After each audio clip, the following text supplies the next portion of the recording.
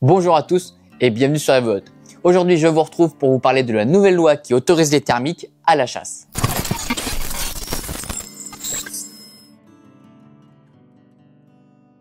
Et oui, vous l'avez vu, depuis le 30 juillet, les dispositifs thermiques sont autorisés à la chasse.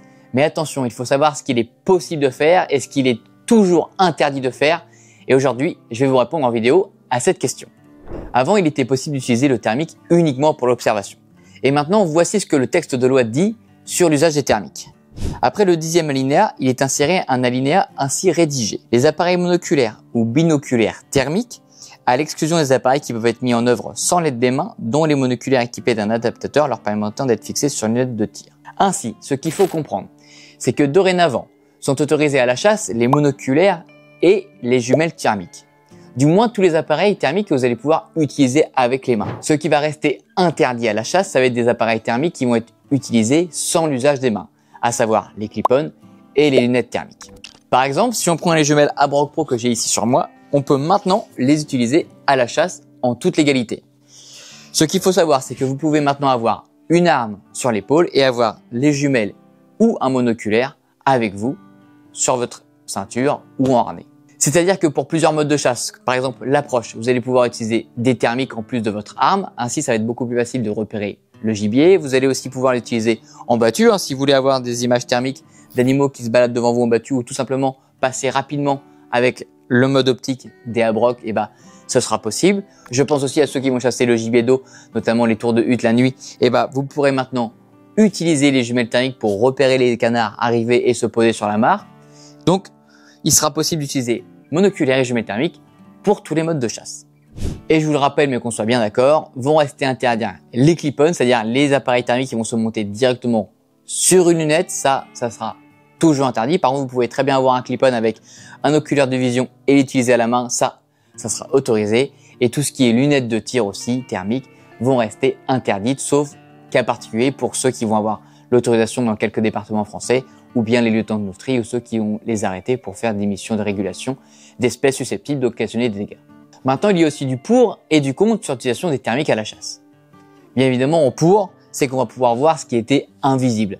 L'avantage de voir en thermique, c'est qu'on va pouvoir aussi aller observer très tôt en journée ou très tard le soir les animaux. Attention, les thermiques, ça s'utilise aussi bien de jour, et donc on va voir des scènes qui sont assez bluffantes. Le contre, certains disent que ça retire un certain charme à la chasse. Bon, voilà, ça c'est chacun pensant aussi son avis, mais du moins si la luminosité n'est pas suffisante pour effectuer un tir, quoi qu'il arrive, on ne pourra pas tirer. Donc même si le thermique vient nous aider, on repère plus facilement, mais pour tirer, il faudra quand même avoir un minimum de luminosité. Je vais vous donner aussi mon avis sur la question. Moi, je pense que c'est une super chose. Premier point, c'est que ça va vous permettre de voir des choses qu'on n'imaginait même pas. J'ai fait l'expérience très tôt le matin ou très tard le soir à l'approche. On a la chance de voir des chevreuils qui se baladent, de voir des scènes de rut. On a aussi la chance de voir les renards minotés. Enfin, c'est tout autant de plaisir qu'on prend avec les yeux. Même si on a la carabine, ça change rien. On continue à prendre du plaisir à observer. Et ensuite, si l'occasion nous permet, avec suffisamment de luminosité, on pourra prendre un tir.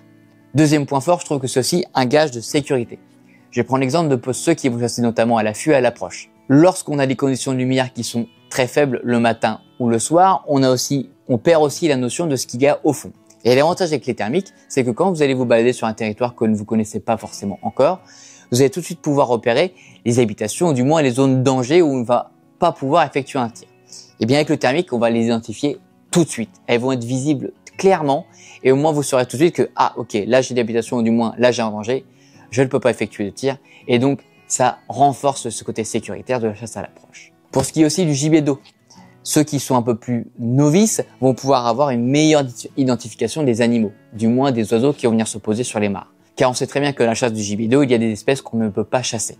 Donc quand un oiseau vient se poser, si vous n'avez pas l'habitude, vous pouvez l'observer en thermique, passer ensuite en infrarouge pour identifier formellement l'oiseau. En termes aussi de comptage, de régulation des espèces qui causent des dégâts dans les cultures, ça va être aussi une super chose. On va être aussi beaucoup plus efficace, on va savoir précisément où sont les animaux, et donc on pourra aussi identifier beaucoup plus facilement une population sur un territoire. Ce qu'il faut retenir, c'est que tout comme les shotcams, on a maintenant un nouveau droit qui nous autorise d'utiliser les appareils thermiques pour la chasse. C'est une super nouvelle, mais il faut aussi continuer de l'utiliser dans le cadre légal de la loi. C'est-à-dire que si vous voyez des infractions qui sont faites avec des gens qui vont utiliser des clip-on ou des lunettes thermiques, pareil, soyez acteurs. allez leur dire que c'est nul ce qu'ils font et ça serait dommage de nous voir retirer un droit qu'on a durement acquis pour l'utilisation cynégétique. Vous l'aurez maintenant compris, il est possible d'avoir un appareil thermique avec une arme de chasse à l'épaule. C'est ce qu'il faut retenir de ce nouvel arrêté sur les thermiques. Notre vidéo de présentation sur cette nouvelle loi touche maintenant à sa fin. J'espère que vous avez pris un grand plaisir à la regarder. Si vous souhaitez vous munir d'un appareil thermique, que ce soit n'importe quelle marque monoculaire, jumelle, tout est disponible sur Evohunt à l'image de ces Yashica Micro Abrok Pro. On vous met d'ailleurs tous les liens en description. Si vous avez des questions sur les thermiques à la chasse, je vous invite à les poser en commentaire. Je me ferai un plaisir de discuter avec vous. Si la vidéo vous a plu, je vous invite à la partager avec vos amis et à vous abonner à notre chaîne pour ne manquer aucune de nos prochaines vidéos. On est présent sur les réseaux sociaux comme Facebook et Instagram. Les liens sont juste ici. Si vous avez du contenu thermique fait avec des appareils, mettez-les sur les réseaux sociaux et pensez à nous taguer. On se fera un plaisir de vous repartager. Nous, on va aussi vous publier du contenu qu'on a fait très dernièrement avec ces Abrok. Et c'était Jules pour cette vidéo et je vous dis à très vite sur evohunt.com.